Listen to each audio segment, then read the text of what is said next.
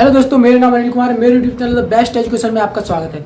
दोस्तों, जैसे कि आपको मालूम है, मैथ की बहुत ही इंपॉर्टेंट सीरीज 2D 3D चल रही है, जिसके अंतर्गत आज हम पढ़ेंगे त्रिभुज में समबाहु त्रिभुज। तो बिना समय वेस्ट किए आइए स्टार्ट करते हैं। दोस्तों, देखते हैं समबाहु त्रिभुज। समबाहु त्रिभुज जैसे कि हमें मालूम है, समबाहु त्रिभुज जिसकी क्या होती है, तीनों भुजाएं क्या होती हैं, बराबर होती हैं, उसे क्या कहते हैं, समबाहु त्रिभुज कहते हैं।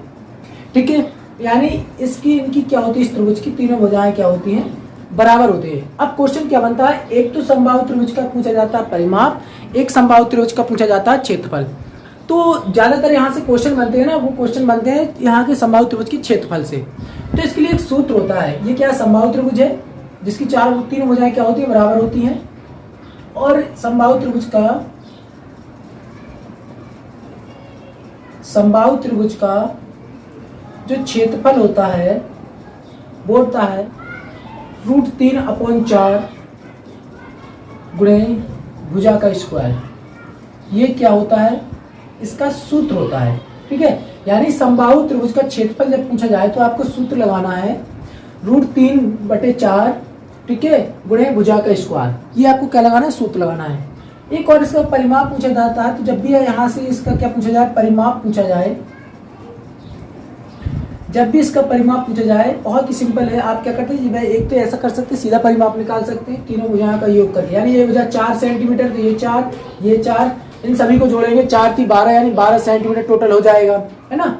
अगर ऐसे नहीं करना तो आप क्या कर लो, 3 गुणे भुजा कर लो, तो इससे भी आंसर आपका आ जाएगा। क्या कर लेंगे आप लोग, 3 गुणे भुजा कर लेंगे। तो उम्मीद करता हूँ ये चीजें आपको समझ में आई होंगी। बढ़ते हैं इसके क्वेश्चनों की ओर। तो दोस्तों देखते हैं क्वेश्चन क्या हो जाएगा। एक समबाहु त्रिभुज जिसकी भुजा 12 सेंटीमीटर है, तो इसका क्षेत्रफल कितना होगा। ऑप्शन दिए गए हैं। Option A 48 √3, 36 √3, 24 √3, 44 √3। तो जैसे कि मैंने बताया था पहले, सबसे समबाहु त्रिभुज क्या होता है, तो समबाहु त्रिभुज जो है होता है जिसकी तीनों भुजाएं क्या होती हैं, बराबर। अर्थात ये 12 सेंटीमीटर, तो ये भी 12 होगा, ये भी 12 होगा, यानी तीनों भुजाएं क्या होंगी, समान होगी। जैसे कि आपको इसके नाम से ही मालूम पड़ता है, समबाहु त्रिभुज मतलब समान भुजाओं वाला कोई त्रिभुज। अब इसका पूछा है क्षेत्रफल। तो दोस्तों अभी मैंने जस्ट थोड़ी सी बताया कि जब भी समबाहु त्रिभुज का क्षेत्रफल पूछा जाए तो आपको क्या करना है, आपको करना है √3/4 इंटू भुजा का स्क्वायर। यही तो कहा है मैंने। तो आपको क्या करना है, देखो बेटा, √3 के स्थान पर √3 कर दो, बटे में 4 कर दो, गुणा कर देंगे। भुजा का स्क्वायर का मतलब क्या होता है, यानी भुजा तो 12 है, तो 12 × 12 कर दें। ठीक है, 4 से काटेंगे इसको 3 बार, 12 की 36, 36 √3 क्या कर देंगे, तो इसका आंसर क्या आ जाएगा, 36 √3 आ जाएगा। क्योंकि 36 को गुणा जब √3 में करेंगे तो वही आ जाएगा। समझ में आया। तो इसका आंसर क्या हो जाएगा, 36 √3 वर्ग सेंटीमीटर इधर राइट आंसर हो जाएगा। तो कहां पर है, इसमें option number be the right answer. इसमें जरा से ये वर्ग सेंटीमीटर नहीं दिया है तो लिख लेना, यानी क्या हो जाएगा, 36 √3 इसका आंसर हो जाएगा। ठीक है, तो उम्मीद करता हूं ये क्वेश्चन समझ में आया होगा। बढ़ते हैं अगले क्वेश्चन की ओर। तो दोस्तों देखते हैं अगला क्वेश्चन क्या हो जाएगा। एक समबाहु त्रिभुज जिसकी भुजा 16√2 सेंटीमीटर है, तो इसका क्षेत्रफल कितना होगा। ऑप्शन है 256 √3 वर्ग सेंटीमीटर, 64 √3 वर्ग सेंटीमीटर, 128 √3 वर्ग सेंटीमीटर, या 512 √3 वर्ग सेंटीमीटर। तो मैंने कहा जैसे यहाँ पर समबाहु त्रिभुज, तो मतलब क्या हो जाएगा, ऐसी आकृति जिसकी 3 भुजाएं हो, तीनों आपस में बराबर हो। अगर ये 16√2 है तो ये भी 16√2 होगी और ये भी 16√2 होगी। तो मैंने कहा जब भी इसका क्षेत्रफल पूछा तो आपको सूत्र लगाना है।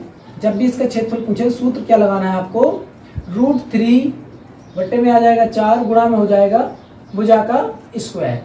ठीक है, तो अब यहाँ पर समझ बेटा, √3 के स्थान पर √3 बटे में 4 है, कर लेंगे। अब भुजा कितनी है, तो यहाँ पर क्या कर लें, 16√2 गुणा में आ जाएगा 16√2।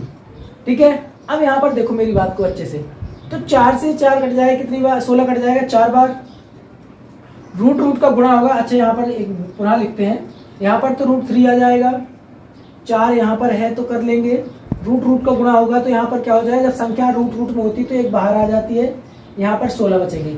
ये समझो कैसे बाहर आए बेटा, यहाँ पर समझो, जब भी हम जैसे यहाँ पर एग्जाम्पल लेते हैं कि जब भी हम √5 गुणे √5 करेंगे, ठीक है, तो इसका 5 क्या हो जाएगा, बाहर निकल आएगा। ठीक है, अगर ऐसे में अगर मैं √6 गुणे √6 कर दूं तो इसका 6 बाहर निकल आएगा। अगर मैं इसका √7 गुणे √7 कर दूं तो यहाँ पर √7 यानी 7 बाहर निकल आएगा। मतलब ये समझाने का कि जब रूट में संख्याएं हों और एक सी हों, जब रूट का गुणा करेंगे ना तो ये संख्याएं क्या हो जाती हैं, कट जाती हैं, रूट कट जाता है और संख्याएं आप एक दोनों में से एक संख्या बाहर निकल आती है। समझ में आया? अगर एक और दिमाग में आएगा भाई साहब, अगर असमान संख्या होगी फिर जैसे यहाँ पर √6 है, यहाँ पर √5 होता, फिर तो कुछ नहीं करते, फिर संख्याओं को गुणा करके रूट चढ़ा देते। जैसे यहाँ पर 6 यहाँ पर 5 होता तो 6 5 30 और रूट आ जाता, 30 पे रूट आ जाता फिर। ठीक है, तो यहाँ पर समझो ये मैंने क्या किया, यहाँ पर देखो अच्छे से √2 है, √2 गुणा करेंगे तो 2 बाहर आ जाएगा, 16 यहाँ पर गुणा में है ही। अब इनका गुणा करेंगे तो कितना हो जाएगा, 4 दूनी कितना हो जाएगा, 8 हो जाएगा। ठीक है, गुणा में आ जाएगा कितना, तो गुणा में आ जाएगा आपका 16, गुणा में आ जाएगा √3। आगे इनका मल्टीपल करेंगे, जब इनका मल्टीपल करेंगे तो 16 8 कितना होता है, 128 होता है। 128 क्या हो जाएगा, √3 वर्ग सेंटीमीटर। यानी कि ऑप्शन नंबर आपका कौन सा सही हो जाएगा, ऑप्शन नंबर आपका सिद्ध राइट आंसर हो जाएगा। ठीक है, तो उम्मीद करता हूँ ये क्वेश्चन भी आपको बहुत अच्छे समझ में आया होगा। देखते हैं इस वीडियो का अंतिम क्वेश्चन इसके परिमाप को लेकर।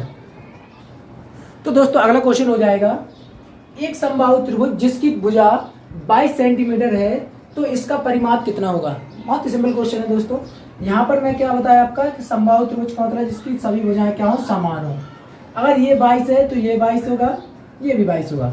मैंने बताया था, एक तो ये बताया था कि परिमाप अगर निकालना हो तो तीनों भुजाओं को डाइवाइड कर दो। यानी यहाँ पर क्या कर दूंगा, अगर इसका परिमाप चाहिए तो मैं इनकी तीनों भुजा जोड़ दूंगा, यानी 22 प्लस का 22 प्लस का 22। जब इनको जोड़ेंगे तो 22 दूनी 44, 22 66 सेंटीमीटर हो जाएगा।